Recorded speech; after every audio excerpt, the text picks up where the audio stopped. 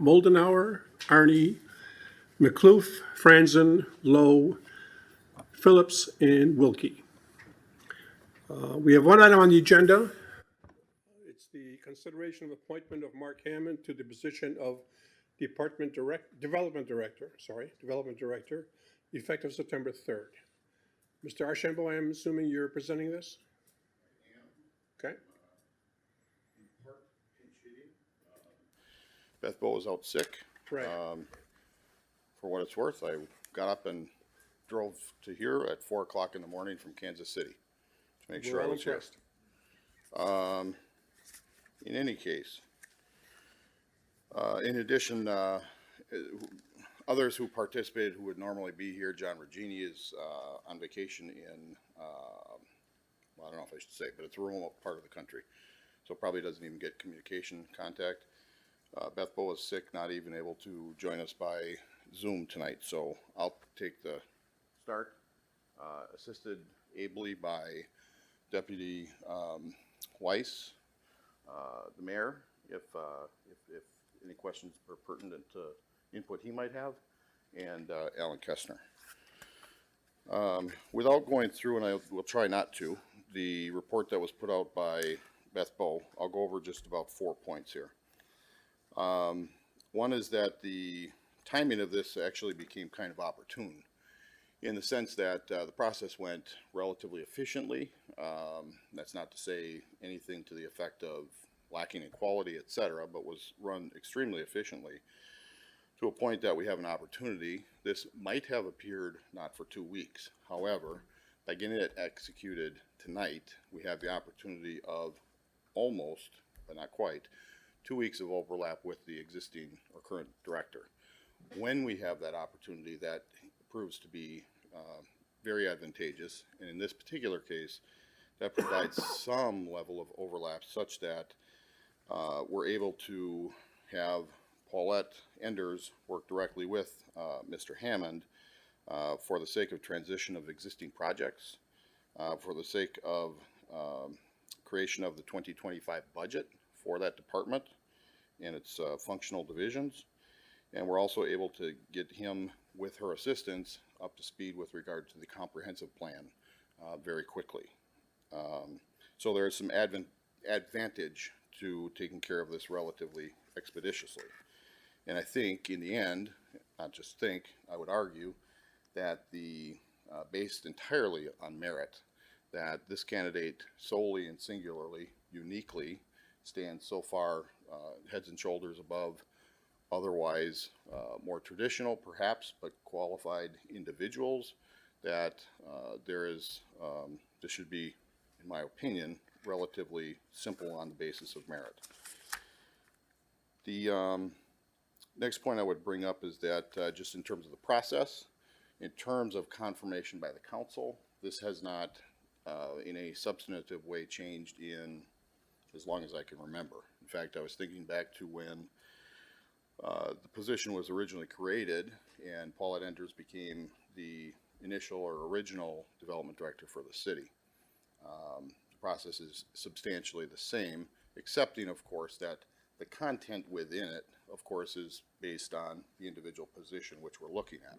So it's tailored toward the position that we're attempting to fill. In this case, the position was advertised for about a month. We had used the assistance of an outside consulting firm, which we did more so for the sake of being sure that we were expeditious in the process. But out of that, and the very capable leadership of our HR department, and Beth Bo in particular, we received 39 applications. That is extremely, extremely robust. By comparison to other functions or positions that we fill, that was extremely robust. 5 of those candidates were deemed to be very well qualified, were brought in for first round interviews. Out of that, 3 of those individuals were brought in for a second round of interview process. Those included a second interview, them having to give a presentation as if to the public and to the common council, a I would say, maybe even grueling analysis of a TID financial pro forma, which those of you who have been on financial affairs before, you'll remember 80 to about 100-page documents which evaluate individual development projects. They had to, now that piece was sent slightly in advance so they could digest the document itself. They then had to demonstrate their understanding of the calculations or the analysis itself and be able to communicate it back to a group of folks for communication understanding. They were also put through a email prioritization exercise. This was one in which we gave 7 very real world, this is just hit your inbox, what do you do with it? Out of those 7, how do you prioritize them? And how do you respond in the immediate term to ultimately working through, and how do you think through solving or remedying those type issues? And then the last piece related to that second portion was a department managers meeting. So that's the director meeting with the 4 division managers within that department, and their feedback folded back into the overall process. With that, much to my pleasant surprise, we have come to the opinion and recommendation to you that we hire Mark Hammond as our next development director. As you will have seen in the materials, he has an nearly, if not singularly, unique set of background, education, and experience. Ones that, when I go through a hiring process, the foremost question in my mind is, what does the individual bring to and add to the skill set of our existing organization? In this particular case, and I'll contrast that. And I'm stating it maybe in the extreme to make the point. Many times you will get a profile of somebody who has worked their way through a planning department. We have planners. We have exceptionally good planners. That's not what adds to our overall skill set. What adds to our overall skill set is at least threefold. One is a master's degree from the University of Wisconsin, Madison. It's the Department of Real Estate and Urban Economics with an underlying undergraduate economics degree beyond that. If you're not aware, by different reputable sources, when they rank different programs around the country, that program ranks consistently within the top 5 and often as the #1 program in the entire country. But in addition to that, he also from the University of Wisconsin has a law degree. The combination of those two not only add to what our skill set is as an organization, it also enables us flexibility. So for instance, workload that's currently done through the finance department led by Mr. Regini, or work that is done through the city attorney's office led by City Attorney Kessner, we now have options in terms of which way we deal with those in terms of process, workload, and it also gives us the flexibility of some degree of being able to move things for timing's sake from one place or one person to another. So I think, and I hope you will agree, that this is an outstanding, singularly outstanding candidate for the position, and I hope that not only that you will confirm that recommendation, but you are part of the process. I think back to my own experience, as well as when you get to that level of a manager, director, etc., one of the first things anybody does before they even apply for a position is they look exactly to the political body.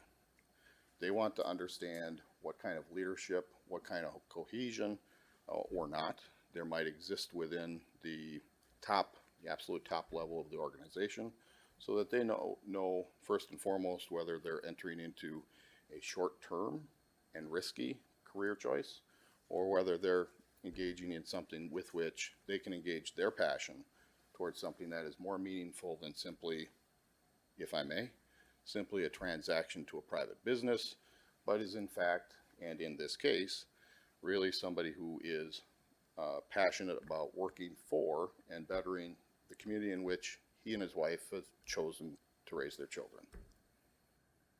So, Okay, thank you. We've got about 10 minutes before council starts.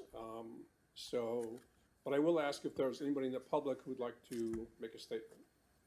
If there's any questions. But please keep it brief. Go ahead. And your name and address for the record, please.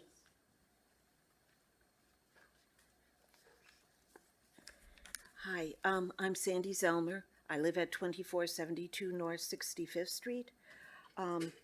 I first would like to point out that I believe there was not given a 24-hour notice to the public in regard to this meeting, and I believe that this is illegal. The second thing is, what I'm concerned about is conflict of interest with this particular person who's applying for this position, with his connection to real estate and development. Is he going to have to bow out of some decisions because of those connections? That's something I think to seriously consider. The third thing is, I personally see, rather than a developer background, to have an urban planner type of background, to really look at a total vision for the city of Wauwatosa in regard to development. And I would hope that that would be considered. Okay. And I also would like to know, the last thing is, I'd like to know what kind of salary are we talking about? Thank you.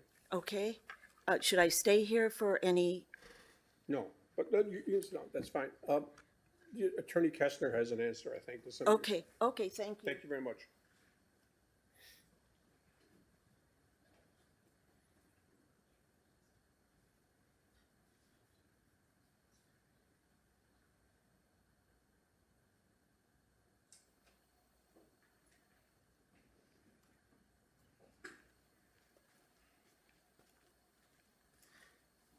Just a couple answers to questions. The meeting was noticed, and this item was unnoticed on Friday, well outside the 20. The meeting was noticed on Friday, well outside the 24-hour requirement with the name on the agenda. So that's not an issue. I actually was there. online at the site and just yesterday. Okay, thank you. The meeting was noticed. The meeting was noticed and published on Friday. Right. The second question about conflict of interest does not create a conflict of interest. If there were a particular conflict of interest on a particular item, just like in a law office that I would work in at any time, a person would recuse themselves from any individual process. But we don't see that happening for the most part. But it's only on your personal interest, not your general interest in your business. So they're not conflict of interest. The salary range, I don't know. I don't have the salary right off the top of my head. But we do have an approved salary range and a salary process where the Human Resources Department and the city administrator set that salary. And as I'm led to understand, this is within that salary range and as part of the new compensation plan. So should be on track with that. I don't think there were any other answers requested. Okay, thank you. Yeah. Can I make a quick comment? Sorry. To that? Well, it's still a public story. But if you keep your comments short, please. Sure. Brief. Andrew Meindl, 6537 Washington Circle, Wauwatosa, Wisconsin.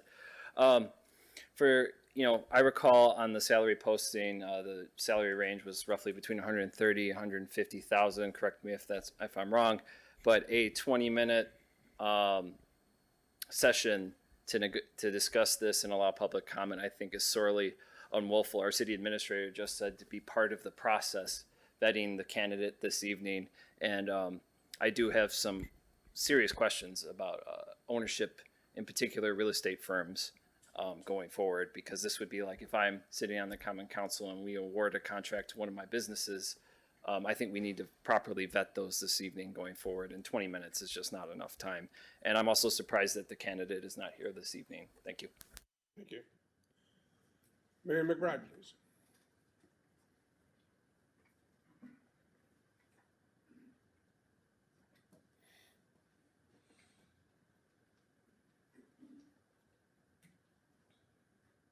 The process that was followed is the same process that was followed for every department director since I've been involved with City Hall for 16 years. But we have people here tonight who are speaking against this candidate, who at other meetings advocate for affordable housing. And one of the things that I find most appealing about Mr. Hammond's candidacy, apart from his economics degree, his master's in real estate, and his law degree, which is a formidable combination, is that he doesn't just talk about affordable housing. He's actually developed affordable housing. And he hasn't just developed affordable housing, he's done it twice in this community, as well as in other communities. He knows how to get things done. He knows how to talk to the development community. If we want to be serious about affordable housing, we have to start being serious about hiring people who know how to get it done. And Mr. Hammond's that man. Thank you. Let's bring it back to committee. Alder Lowe. And then Wilkie. Yes, I just was gonna give similar remarks to Alder Maida regarding the salary range. That was posted online when the job was offered for the public to see the salary range. Number two, these qualifications are exactly what we would want with this type of position, from the impressive background that was already previously stated. So I look forward to this confirmation tonight. Thank you. Okay. Alder Wilkie. Were you moving approval? Sorry. I'll move approval. Yeah, I was just gonna move approval, so I'll second. Okay. And I welcome. We have a motion and a second. Alder McClure. Thank you. I have some concerns, particularly with the procedure related to this meeting. Special meetings are directed under our statute 2.02.060, in which there are certain parameters that are supposed to be met. Some of those have not been met. I asked the reason why this was rushed. I mean, this is definitely a rushed meeting. And I was told in order to give the candidate an additional time before Paulette leaves to work together. That's understandable. But why we're doing a 20-minute meeting ahead of the Common Council meeting where this item is going to be brought up at that meeting, I do not understand. We could have easily done an hour ahead of time. Why the candidate is not here to answer questions, I do not understand. If I want to vet a candidate, I want them to answer questions so I can be clear as to what is going on and determine whether or not they are the best candidate. I'd like to know who the committee that these presentations by these candidates were given to. Why wasn't the council or council members involved in that portion of it as well? I don't see that we need to be rushing this, and this is what we're actually doing. I'm going to move to hold this to the next Government Affairs Committee meeting, which is scheduled only 1 week from today. Thank you. Is there a second on the hold? No. Okay, so that fails. Alder Waldenauer? Yeah, could the city administrator come forward, please?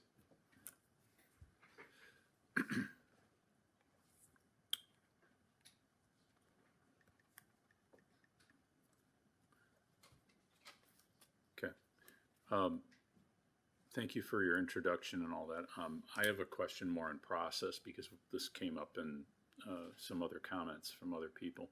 I was reviewing your memo. I just want to be clear. The outgoing development director was not part of the interview process. She was the staff portion, correct, with the department staff portion. Okay, so when we read here, I'm reading from your memo. We conducted two rounds of interviews with key stakeholders as interview panelists, and she's not listed here. She was not in the first round, she was in the second round. I'm just looking to make sure. Correct. Okay. So I just want to be clear because she's retiring, we all know that. Because it's not like a termination issue. Is that our normal protocol for director positions to have the outgoing, retiring individual part of the process? I don't know if I could characterize it normal one way or the other. The input is one thing, the decision-making is held by the smaller committee that you have seen. The DPW director, Deputy myself, Beth Bowe, John Regini. That was the smaller deliberative, who should we put forward group. If that helps answer your Yeah, question. so in other words, she wasn't part of the vote process Correct. too? Okay. Correct. All right, I want to be clear on that. It would be nice to know if if you could perhaps follow up with this committee so that we actually know what the process is. In other words, if somebody's outgoing person retiring, that they're part of the review. My concern is, I'm not questioning, Mr. Hammond has stellar credentials. I think we're all clear on that. The concern that I have is that we're not missing something because the candidate, Mr. Hammond, is a bit unique as compared to Ms. Enders, meaning in terms of background. And I just want to make sure that we're covering all the bases. That's all I'm alluding to. Yeah, if I could go back just for a second, there's 2 points in there. One is to confirm that the HR director consulted with the department director prior to that interview process. So as they were developing the communications materials and considering any modifications to the job description or responsibilities in advance, but again, not in a deliberative, not a decision-making role. Secondly, what I think you're probably getting to, which is a really astute point, is that no department director or other position should independently select or unduly influence the actual selection of their successor. You don't want that any more than political influence to get in the way of purely a merit system. So the process is designed ultimately to, as best we can, evaluate the candidates, all of them, and ultimately make a selection and recommendation based as clearly and as concisely, absent the kind of interference or undue influence that you're describing, similar to with regard to political as opposed to merit-based selection process. Well, again, I view Ms. Enders, if she weren't retiring, she'd still be in the position. I just want to make sure, because she has a long tenure at the city, that we're covering all the bases and making sure that we have the best candidate. I appreciate your comments. So thank you for coming forward and sharing that with us, as well as your earlier presentation. So we have a motion and a second. Thank you. Yes, we do. Thank you. Any other comments? Alder Phillips. Thanks, Chair. I mean, I can speak. I've been able to serve with Mr. Hammond on the CDA for the last 2 years, and he's an excellent candidate. He's served very faithfully on the authority, and I think his credentials speak for themselves. But I do share concerns of what, if any, personal interests he might be retaining in business. That's not clear to me right now. To the mayor's point, he's done an excellent job with affordable housing.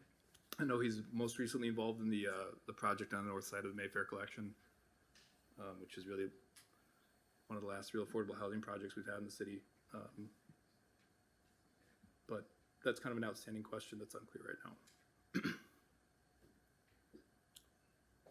And I'm not sure if anyone can answer that. City Attorney Kessler's coming forward.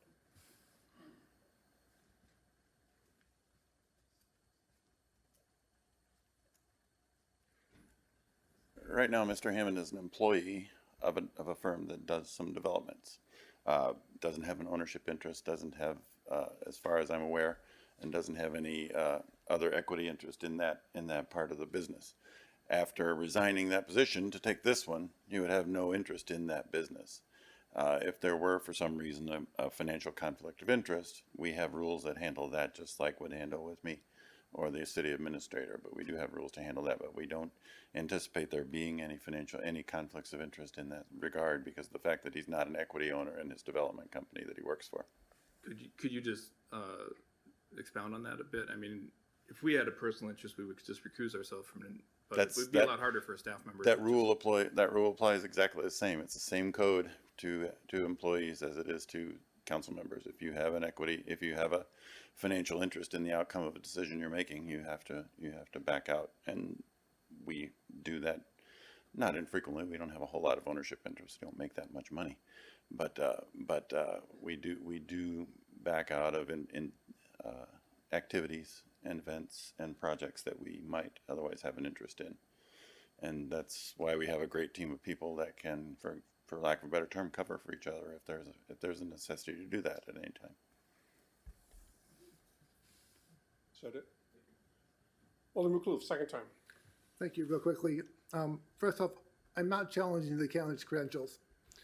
I see that, on paper, he's a very qualified candidate, but I do have questions that I would like to be addressed to him.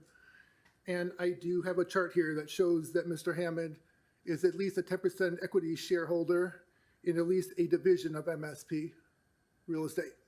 That poses a potential conflict, either actual or at least a perceived conflict of interest on behalf of the public. As an attorney, I would think he would actually recognize that fact.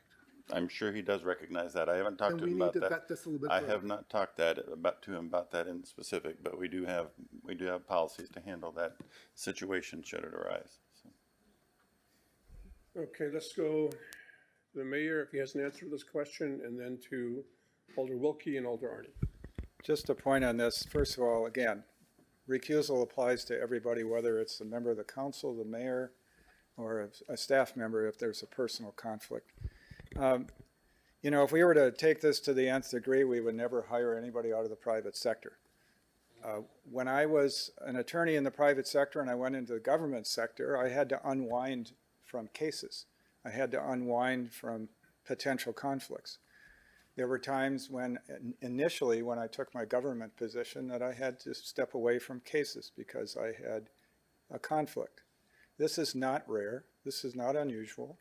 This is not something that can't be overcome. It happens every day. But if we are to hire someone as qualified as Mr. Hammond from the private sector, he's just going to have to say, perhaps on a couple of projects, I can't touch that. He might not even have that kind of a conflict. But if he does, our rules apply for that. So please keep that in mind. Thank you. Alder Wilkie? Yeah, I remind people that we don't have an employee relations committee anymore. We were not on the interview committee. We're just approving and acknowledging that this appointment go forward because administration has chosen to hire this person. To scrutinize somebody and then say we are so wild about his credentials, I think we need to just look at the caliber person we have here that came to the city and wants this position, and our staff has found them, and they actually live in our community and are part of our community, and we should appreciate and welcome him. And I think we should call the vote on this and move forward with Mr. Hammond's appointment. Okay. Did you want to say anything? It's just a very similar point that there is no disqualification rule or finding in anything about this position that would rule out somebody who has an ownership interest. And I think we can be confident in the ethics of someone, especially who's already served as a volunteer for a number of years in a Wauwatosa committee. And I really want to point out the notion that anyone who has a relationship with a developer is somehow tainted is not something that I want to have stand. I think that's a problematic us and them sort of thinking that we should not indulge in. All right, thank you. No other comments? Let's take the vote. All in favor? Aye. Aye. All opposed? No. Chair votes aye. This passes, so we'll move on to the council tonight. This meeting is adjourned. Thank you.